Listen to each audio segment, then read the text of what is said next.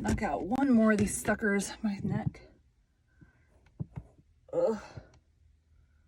Probably because I've been in here too long today. Okay, doing chapter 47.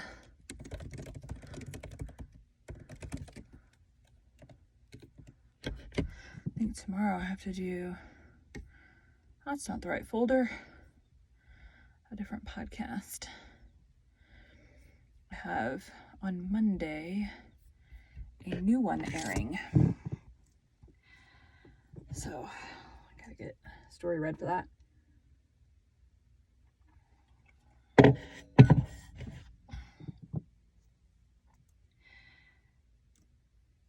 Welcome to Bite at a Time Books, where we read you your favorite classics one bite at a time. My name is Bree Carlisle, and I love to read, and wanted to share my passion with listeners like you.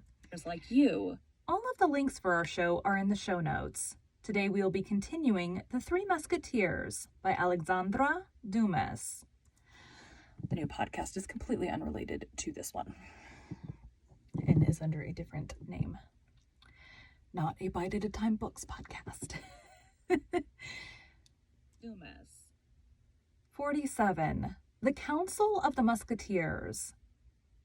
As Athos had foreseen, the bastion was only occupied by a dozen corpses, French and Rochellais. Gentlemen, said Athos, who had assumed the command of the expedition, while Grimaud spreads the table, let us begin by collecting the guns and cartridges together.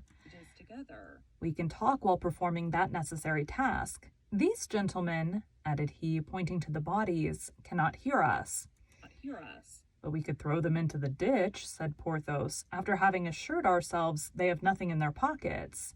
Pockets? Yes, said Athos, that is Grimaud's business. Pockets? Yes, said Athos, that's Grimaud's business. What's business? Well then, cried D'Artagnan, pray let Grimaud search them and throw them over the walls. For the walls? Heaven forfend, said Athos, they may serve us. These bodies serve us? Said Porthos. You are mad, dear friend.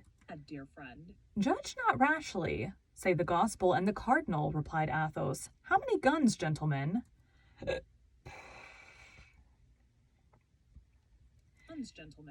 12, replied Aramis. How many shots? 100.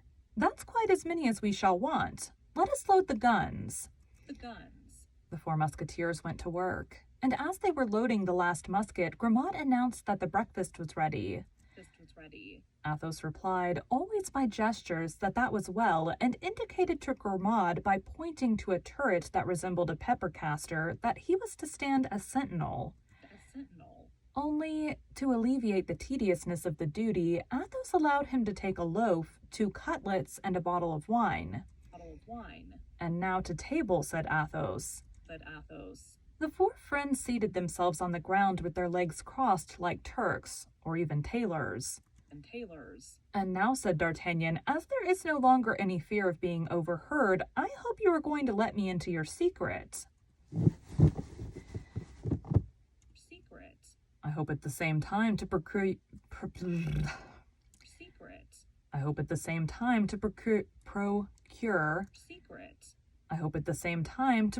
your amusement and glory, gentlemen, said Athos. I have induced you to take a charming promenade. Here is a delicious breakfast, and yonder are 500 persons, as you may see through the loopholes, taking us for heroes or madmen. 2 classes of imbeciles greatly resembling each other.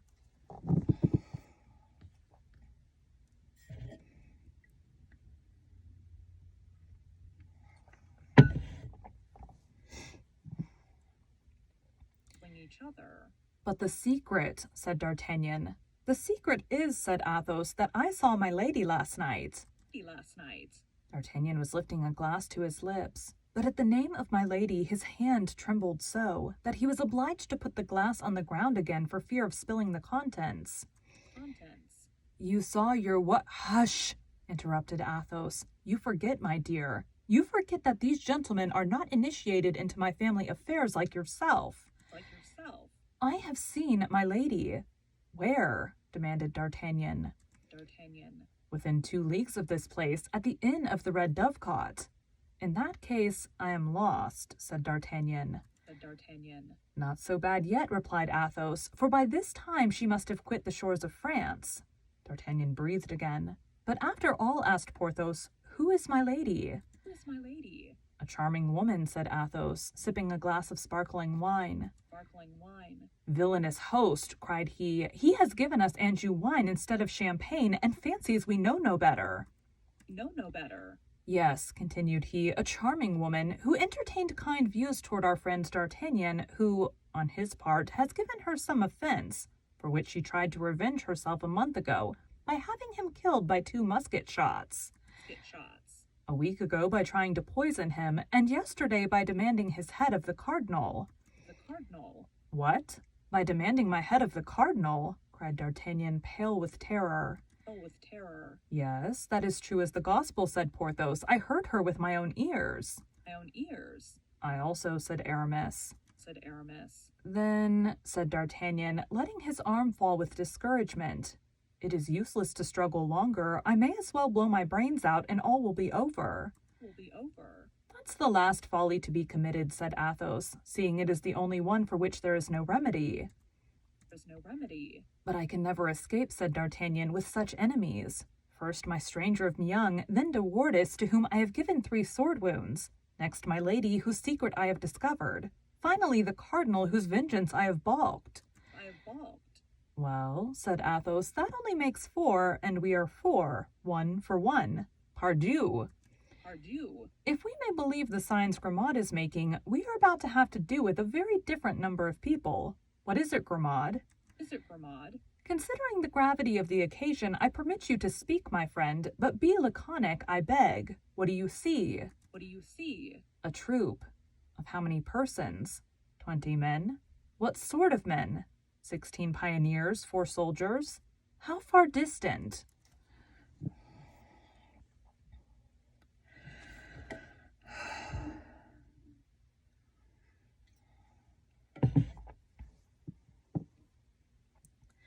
Distant. 500 paces. Paces. Good. We have just time to finish this fowl and to drink 1 glass of wine to your health, D'Artagnan. Health, D'Artagnan. To your health, replied. Health, D'Artagnan. To your health, repeated Porthos and Aramis. And Aramis. Well then, to my health, although I am very much afraid that your good wishes will not be of great service to me. Service to me. Bah, said Athos. Service to me. Bah, said Athos. God is great, as say the followers of Mohammed, and the future is in his hands. His hands. Then swallowing the contents of his glass, which he put down close to him, Athos arose carelessly, took the musket next to him, and drew near to one of the loopholes. Porthos, Aramis, and D'Artagnan followed his example. As to Grimaud, he received orders to place himself behind the 4 friends in order to reload their weapons. Pardieu, said Athos, it was hardly worthwhile. Pardieu, said Athos, it was hardly worthwhile to distribute ourselves for 20 fellows armed with pickaxes, mattocks, and shovels. Grimaud had only to make them a sign to go away, and I am convinced they would have left us in peace. In peace? I doubt that, replied D'Artagnan, for they are advancing very resolutely. Besides, in addition to the pioneers, there are 4 soldiers and a brigadier armed with muskets. Muskets? That's because they don't see us, said Athos. My faith, said Aramis, I must confess I feel a great repugnance to fire on these poor devils of civilians. Civilians? He is a bad priest, said Porthos, who has pity for heretics. For heretics? In truth, said Athos, Aramis is right. I will warn them. Will warn them? What the devil are you going to do? Cried D'Artagnan. You will be shot. Be shot? But Athos heeded not his advice. Mounting on the breach, with his musket in one hand and his hat in the other, he said, bowing courteously, and addressing the soldiers and the pioneers, who, astonished at this apparition, stopped 50 paces from the bastion. Gentlemen, a few friends and myself are about to breakfast in this bastion. Now, you know nothing is more disagreeable than being disturbed when one is at breakfast. We request you, then, if you really have business here, to wait till we have finished our repast, or to come again a short time hence. time hence. Unless, which would be far better, you form the salutary resolution to quit the side of the rebels and come and drink with us to the health of the King of France. France. Take care, Athos, cried D'Artagnan. Don't you see they are aiming? They're aiming? Yes, yes, said Athos, but they are only civilians. Very bad marksmen who will be sure not to hit me. Not to hit me. In fact, at the same instant, 4 shots were fired and the balls were flattened against the wall around Athos, but not one touched him. Untouched him. 4 shots replied to them almost instantaneously, but much better aimed than those of the aggressors. 3 soldiers fell dead, and one of the pioneers was wounded. Was wounded. Grimaud, said Athos, still on the breach, another musket.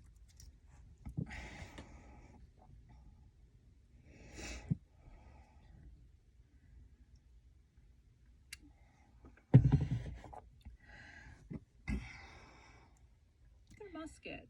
Grimaud immediately obeyed. On their part, the 3 friends had reloaded their arms. A second discharge followed the first. The brigadier and 2 pioneers fell dead. The rest of the troop took flight. Now, gentlemen, a sortie, cried Athos. And the 4 friends rushed out of the fort, gained the field of battle, picked up the 4 muskets of the privates and the half-pike of the brigadier, and convinced that the fugitives would not stop till they reached the city, turned again toward the bastion, bearing with them the trophies of their victory. Reload the muskets, Grimaud, said Athos, and we, gentlemen, will go on with our breakfast and resume our conversation. Where were we? I recollect you were saying, said D'Artagnan, that after having demanded my head of the cardinal, my lady had quit the shores of France. Whither goes she? Added he, strongly interested in the route my lady followed. She goes into England, said Athos. With what view? With the view of assassinating, or causing to be assassinated, the Duke of Buckingham. D'Artagnan uttered an exclamation of surprise and indignation. But this is infamous, cried he. As to that, said Athos, I beg you to believe that I care very little about it.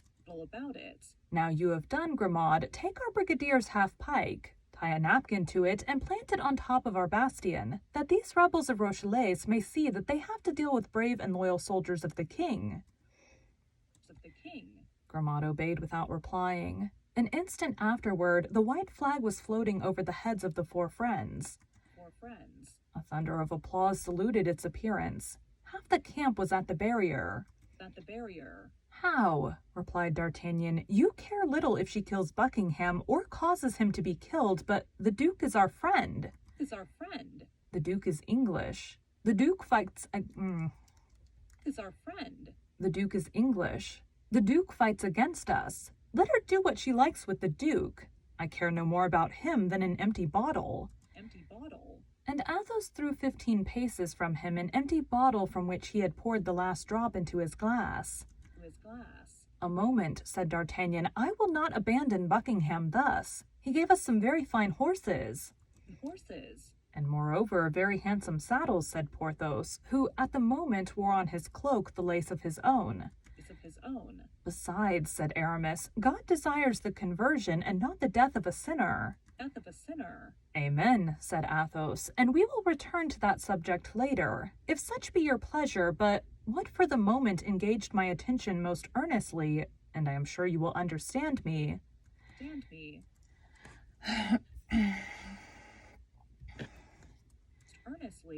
And I am sure you will understand me, D'Artagnan, was the getting from this woman a kind of carte blanche which she had extorted from the cardinal.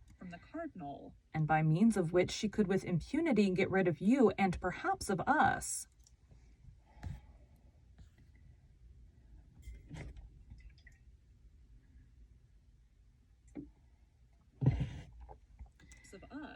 But this creature must be a demon, said Porthos, holding out his plate to Aramis, who was cutting up a fowl. And this carte blanche, said D'Artagnan, this carte blanche, does it remain in her hands? No, it passed into mine. I will not say without trouble, for I should tell a lie. My dear Athos, I shall no longer count the number of times I am indebted to you for my life. Then it was to go to her that you left us? Said Aramis. Exactly. And you have that letter of the cardinal, said D'Artagnan. Here it is, said Athos, and he took the invaluable paper from the pocket of his uniform. D'Artagnan unfolded it with one hand, whose trembling he did not even attempt to conceal to read. December 3rd, 1627. It is by my order and for the good of the state that the bearer of this has done what he has done. Richelieu. In fact, said Aramis, it is an absolution according to rule. That paper must be torn to pieces, said D'Artagnan, who fancied he read it in his... That paper must be torn to pieces, said D'Artagnan, who fancied he read in it his sentence of death. On the contrary, said Athos, it must be preserved carefully. I would not give up this paper if covered with as many gold pieces. And what will she do now? Asked the young man. Why, replied Athos carelessly, she is probably going to write to the cardinal that a damned musketeer named Athos has taken her safe conduct from her by force. She will advise him in the same letter to get rid of his two friends, Aramis and Porthos, at the same time. The cardinal will remember that these are the same men who have often crossed his path, and then some fine morning he will arrest D'Artagnan. And for fear he should feel lonely, he will send us to keep him company in the Bastille. Go to. It appears to me you make dull jokes, my dear, said Porthos. I do not jest, said Athos. Do you know, said Porthos, that to twist that damned my lady's neck would be a smaller sin than to twist those of these poor devils of Huguenots, who have committed no other crime than singing in French the psalms we sing in Latin. What says the abbé? What says the abbé? What says the abbé? Asked Athos quietly. I say I am entirely of Porthos's opinion, replied Aramis. And I too, said D'Artagnan.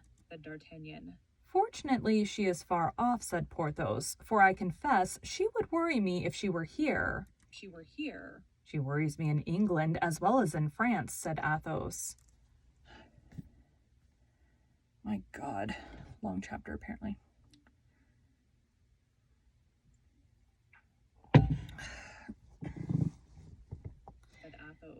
She worries me everywhere, said D'Artagnan.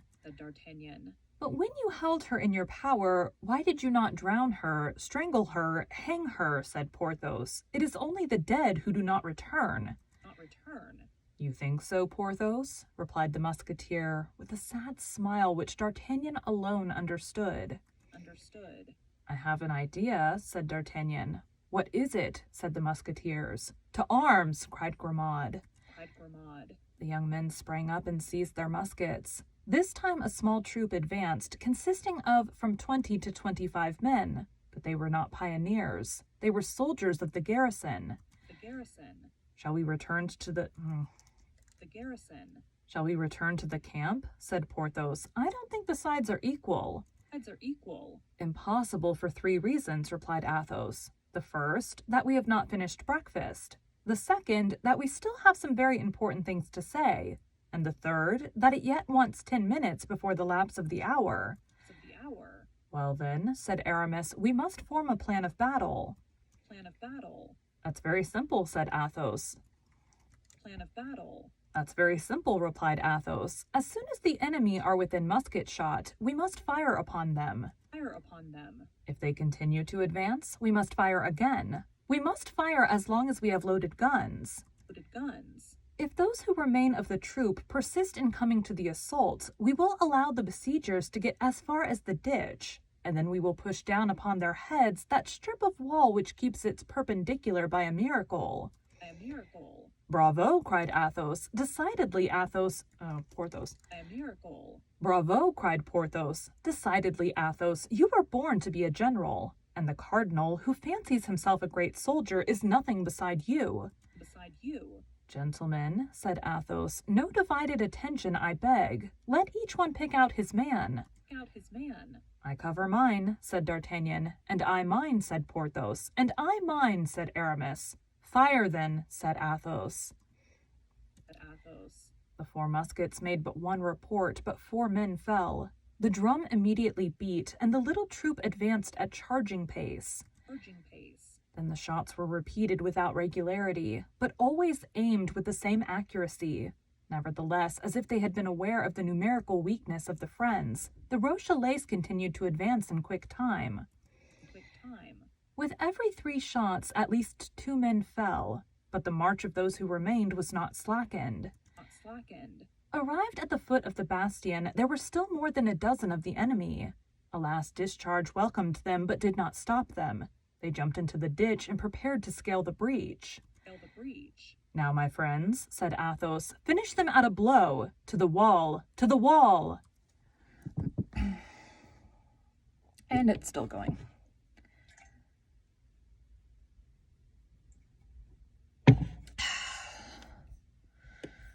Break for 2 seconds. Oop, one of my books just went up for sale. To the wall! And the 4 friends, seconded by Grimaud, pushed with the barrels of their muskets an enormous sheet of the wall, which bent as if pushed by the wind, and detaching itself from its base, fell with a horrible crash into the ditch. Then a fearful crash was heard. A cloud of dust mounted toward the sky, and all was over. Can we have destroyed them all from the first to the last? Said Athos. My faith, it appears so, said D'Artagnan. No, cried Porthos. There go 3 or 4 limping away. In fact, 3 or 4 of these unfortunate men, covered with dirt and blood, fled along the hollow way, and at length regained the city. These were all who were left of the little troop. Yeah? It did the last time I used it. It should just do it for a minute, though.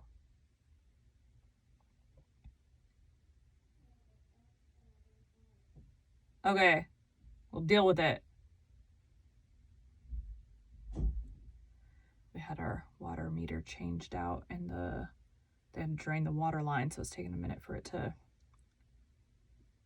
whatever, repressurize. Little troop.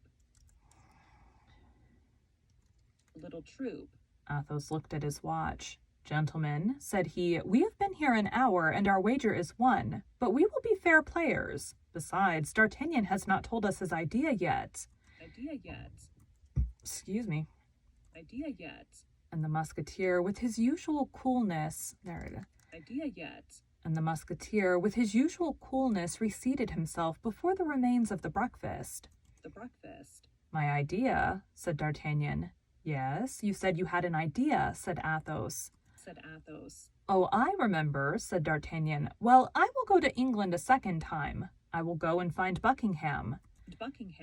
You shall not do that, D'Artagnan, said Athos coolly. And why not? Buckingham. You shall not do that, D'Artagnan, said Athos coolly. And why not? Have I not been there once? Yes, but at that period we were not at war. At that period, Buckingham was an ally and not an enemy. What you would now do amounts to treason. D'Artagnan perceived the force of this reasoning and was silent. But, said Porthos, I think I have an idea in my turn. Silence for Monsieur Porthos's idea, said Aramis. I will ask leave of absence of Monsieur de Treville on some pretext or other which you must invent. I'm not a very clever... I will ask leave of absence of Monsieur de Treville on some pretext or other which you must invent. I am not very clever at pretexts. My lady does not know me. I will get access to her without her... My lady does not know me. I will get access to her without her suspecting me, and when I catch my beauty, I will strangle her. Well, replied Athos, I am not far from approving the idea of Monsieur Porthos. For shame, said Aramis. Kill a woman? No, listen to me. I have the true idea. Let us see your idea, Aramis, said Athos, who felt much defense for the young Musketeer.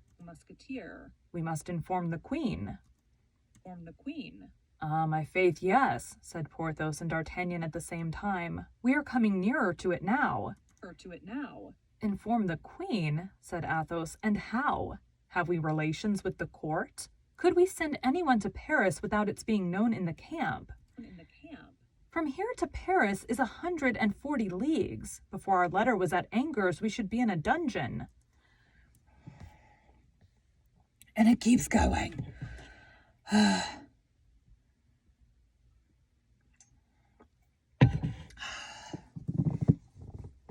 a dungeon. As to remitting a letter with safety to Her Majesty, said Aramis, coloring, I will take that upon myself. I know a clever person at Tours. Aramis stopped on seeing Athos smile. Well, do you not adopt this means, Athos? Said D'Artagnan.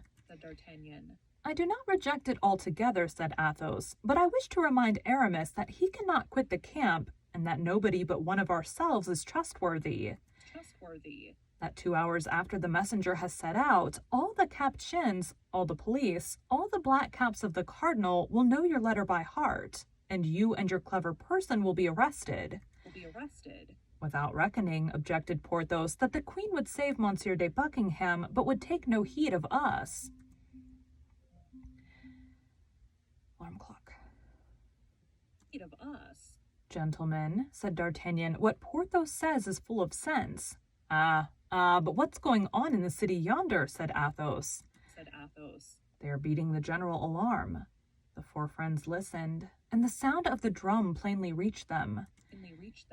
You see, they are going to send a whole regiment against us, said Athos. You don't think of holding out against a whole regiment, do you? Said Porthos.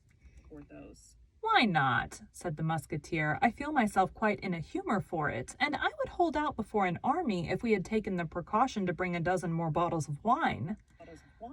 Upon my word, the drum draws near, said D'Artagnan. Let it Let it come, said Athos. It is a quarter of an hour's journey from here to the city, consequently a quarter of an hour's journey from the city to hither. That is more than time enough for us to devise a plan. If we go from this place, we shall never find another so suitable. Stop. I have it, gentlemen. The right idea has just occurred to me. Tell us. Allow me to give Grimaud some indispensable orders. Athos made a sign for his lackey to approach. Grimaud, said Athos, pointing to the bodies which lay under the wall of the bastion. Take those gentlemen, set them up against the wall, put their hats upon their heads and their guns in their hands. Oh, the great man, cried D'Artagnan, I comprehend now. You comprehend? Said Porthos. And do you comprehend, Grimaud? Said Aramis. Grimaud made a sign of the affirmative. That's all that is necessary, said Athos. Now for my idea. I should like, however, to comprehend, said Porthos. That is useless. Yes, Athos's idea, cried Aramis and D'Artagnan at the same time. Still going.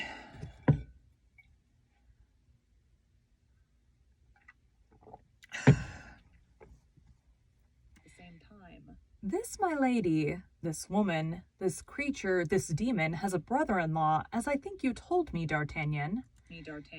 Yes, I know him very well, and I also believe that he has not a very warm affection for his sister-in-law. There is no harm in that. If he detested her, it would be all the better, replied Athos. In that case, we are as well off as we wish. And yet, said Porthos, I would like to know what Grimaud is about. Silence, Porthos, said Aramis. What is her brother-in-law's name? Lord de Winter. Where is he now? He returned to London at the first sound of war. Well, there's just the man we want, said Athos. It is he whom we must warn. We will have him informed that his sister-in-law is on the point of having someone assassinated, and beg him not to lose sight of her.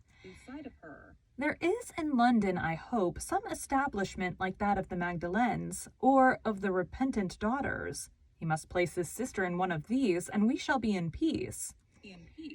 Yes, said D'Artagnan, till she comes out. Ah, my faith, said Athos, you require too much, D'Artagnan. I have given you all I have, and I beg leave to tell you that this is the bottom of my sack. Of my sack. But I think it would be still better, said Aramis, to inform the Queen and Lord de Winter at the same time. At the same time. Yes, but who is to carry the letter to Tours and who to London? My legs need to move. Who to London? I answer for Bazin, said Aramis. And I for Planchet, said D'Artagnan.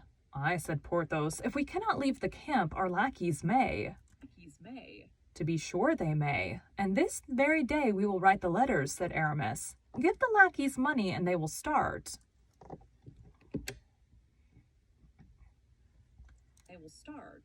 We will give them money, replied Athos. Have you any money? Have you any money? The four friends looked at one another, and a cloud came over the brows which, but lately, had been so cheerful. So cheerful. Look out, cried D'Artagnan. I see black points and red points moving yonder. Why did you talk of a regiment, Athos? It is a veritable army. Veritable army. My faith, yes, said Athos. There they are. See the sneaks come without drum or trumpet. Have you finished, Grimaud? Finished, Grimaud? Grimaud made a sign in the affirmative and pointed to a dozen bodies which he had set up in the most picturesque attitudes. Some carried arms, others seemed to be taking aim, and the remainder appeared merely to be sword in hand. And it keeps going. By that I mean I don't see the end yet.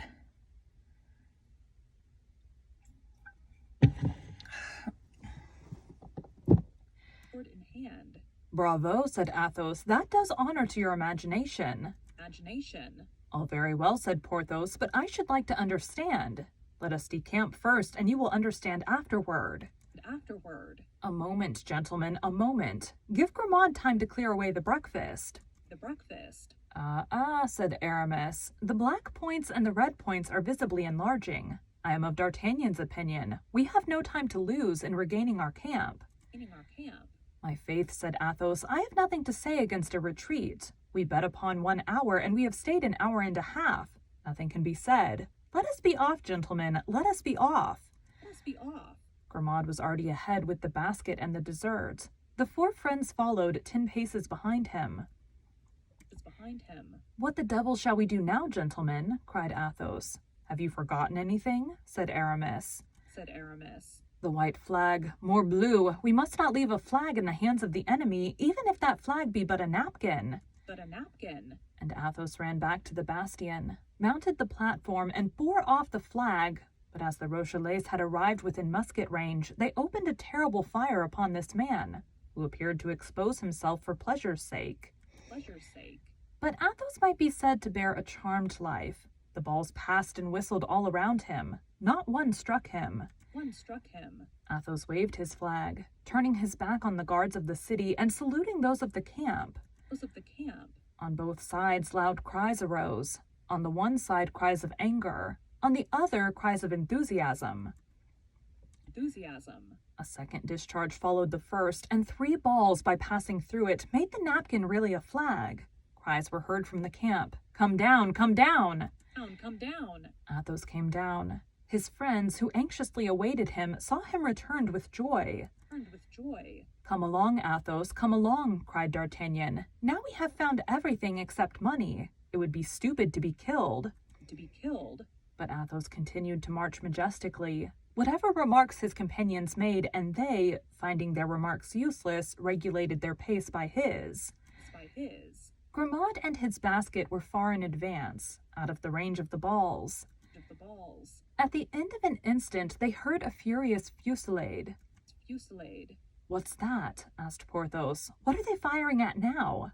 I hear no balls whistle, and I see nobody. I see nobody. They are firing at the corpses, replied Athos. But the dead cannot return their fire.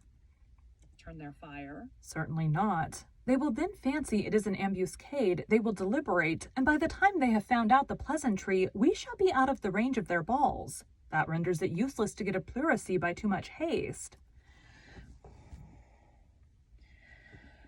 Still not the end. Too much haste. Oh, I comprehend now, said the astonished Porthos. That's lucky, said Athos, shrugging his shoulders. His shoulders. On their part, the French, on seeing the four friends return at such a step, uttered cries of enthusiasm. Enthusiasm. At length a fresh discharge was heard, and this time the balls came rattling among the stones around the four friends, and whistling sharply in their ears. In their ears. The Rochellais had at last taken possession of the bastion. Of the bastion. "These Rochellais are bungling fellows," said Athos. "How many have we killed of them? A dozen? Or 15? How many did we crush under the wall? 8 or 10? 8 or 10? And in exchange for all that, not even a scratch. Ah, but what is the matter with your hand, D'Artagnan? It bleeds seemingly." It's seemingly. "Oh, it's nothing," said D'Artagnan. "A spent ball? Not even that. What is it then?" Is it then? We have said that Athos loved D'Artagnan like a child, and this somber and inflexible personage felt the anxiety of a parent for the young man. For the young man. "Only grazed a little," replied D'Artagnan. "My fingers were caught between two stones, that of the wall and that of my ring, and the skin was broken." Skin was broken. "That comes of wearing diamonds, my master," said Athos disdainfully. Disdainfully. "Ah, to be sure," cried Porthos, "there is a diamond. Why the devil, then, do we plague ourselves about money when there is a diamond?" There is a diamond. "Stop a bit," said Aramis. "Well thought of, Porthos. This time you have an idea." You have an idea. "Undoubtedly," said Porthos, drawing himself up at Athos's compliment. "As there is a diamond, let us sell it." Let us sell it. "But," said D'Artagnan, "it is the Queen's diamond." Queen's diamond. "The stronger reason why it should be sold," replied Athos. "The Queen saving Monsieur de Buckingham, her lover, nothing more just. More just. The Queen saving us, her friends, nothing more moral. Let us sell the diamond. What says Monsieur the Abbé? I don't ask Porthos. His opinion has been given." Has been given. "Why, I think," said Aramis, blushing as usual, "that his ring not coming from a mistress, and consequently not being a love to—" Has been given. "Why, I think," said Aramis, blushing as usual, "that his ring not coming from a mistress, and consequently not being a love token, D'Artagnan may sell it." May sell it. "My dear Aramis, you speak like theology personified. Your advice, then, is—" "To sell the diamond," replied Aramis. Oh my God, we're still not to the end.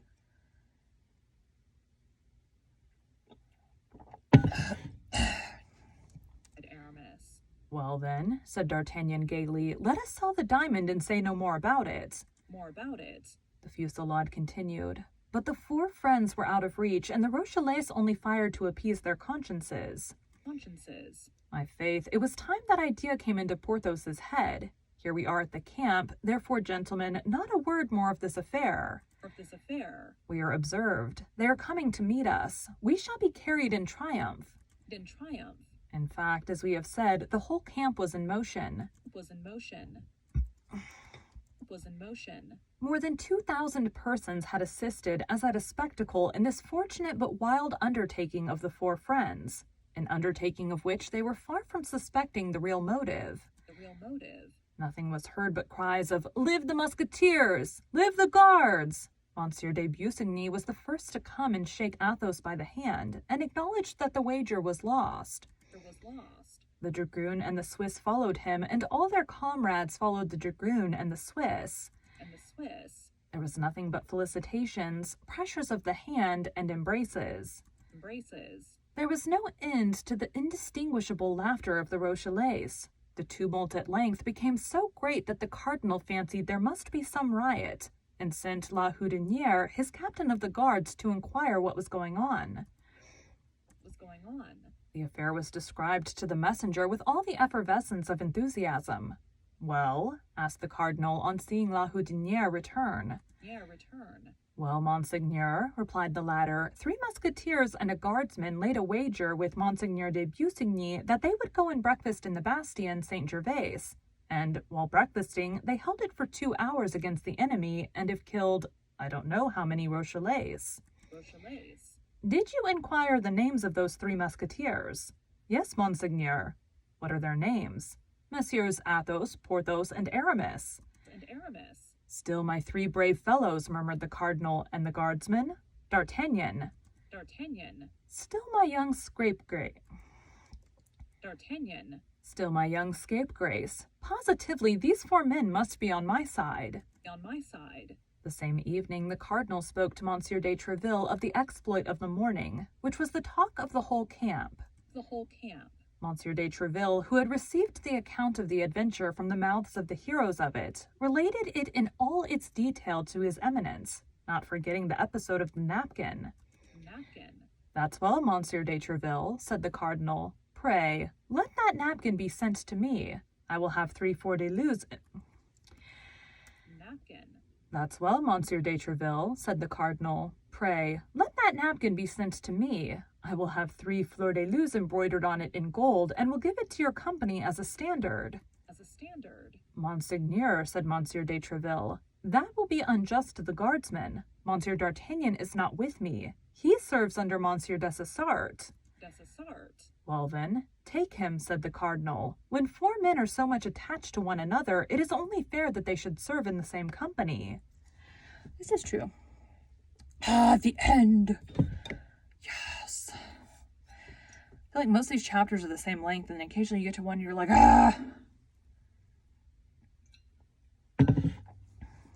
Same company. That same evening, Monsieur de Treville announced this good news to the 3 Musketeers, and D'Artagnan inviting all 4 to breakfast with him next morning. D'Artagnan was beside himself with joy. We know that the dream of his life has been to become a musketeer. The 3 friends were likewise greatly delighted. My faith, said D'Artagnan to Athos, you had a triumphant idea. As you said, we have acquired glory, and we will... My faith, said D'Artagnan to Athos, you had a triumphant idea. As you said, we have acquired glory, and were enabled to carry on a conversation of the highest importance. Which we can resume now without anybody suspecting us, for, with the help of God, we shall henceforth pass for cardinalists. That evening, D'Artagnan went to present his respects to Monsieur Dessessart and inform him of his promotion. Monsieur Dessessart, who esteemed D'Artagnan, made him offers of help, as this change would entail expenses for equipment. D'Artagnan refused, but thinking the opportunity a good one, he begged him to have the diamond he put into his hand valued, as he wished to turn it into money. The next day, Monsieur Dessessart's valet came to D'Artagnan's lodging and gave him a bag containing 7,000 livres. This was the price of the Queen's diamond.